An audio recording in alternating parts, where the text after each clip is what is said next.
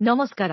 आजिर भिडियोरे आमे सदस्यंको बैंक विवरणी एवं अन्यान्य ट्याबगुड़िक विषय जानिबा। एठारे आपण स्थानांतरित सदस्यंको बैंक विवरणी देखुछंती। आपणंकु संपादन करिबाकु जिबाकु पड़िबो, बैंक विवरणी जांच करिबाकु पड़िबो, बैंक पासबुक सहित मेल करिबाकु पड़िबो। जदि कौनसी भूल नाही तेबे आपण केवल बैंक पासबुकर एक फोटो उठाई एहाकु सेव करंतु।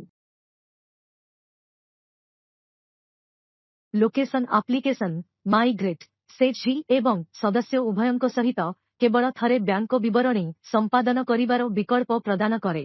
जदि प्रथम थर पई कौनसी भूल थाए तेबे आपण एहाकु संशोधन करि पारिबे, जेपरि मु आपणंकु संपादन करि देखाइथिली। जदि अकाउंट नंबर भूल थाए, जदि बैंक शाखा भूल थाए तेबे आपण एहाकु चयन करि पारिबे। किंतु जदि आपण थरे एसएचजी चयन करंती, सेव करंती एवं अपलोड करंती तेबे विवरणी अनुमोदन हेबो एवं फ्रीज होई जिवो। आपण एहाकु आउ थरे संपादन करि पारिबे नाही।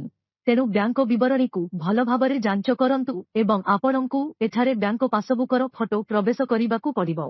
मु तुमकु डमी फोटो सहित प्रवेश करिबाकु सिखाउछि, किंतु तुमकु बैंक पासबुकर फोटो प्रवेश करिबाकु पड़िबो। मु एहाकु एठारे प्रवेश करूछि। आमे विवरणी सेव करिबु।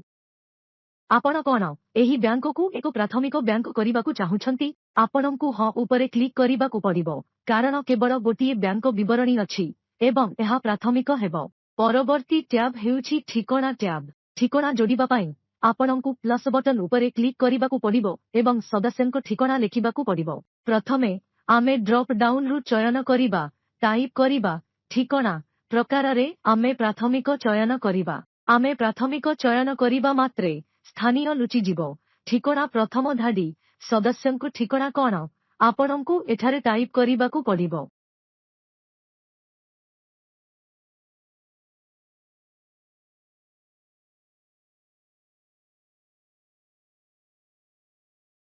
एठारे ग्राम पंचायत ग्राम रहिबो। एठारे आपणंकु पिन प्रवेश करी विवरणी सेव करिबाकु पड़िबो। एहिपरि आपण ठिकाना जोडिबे एवं एहा एहिपरि देखा जीवो।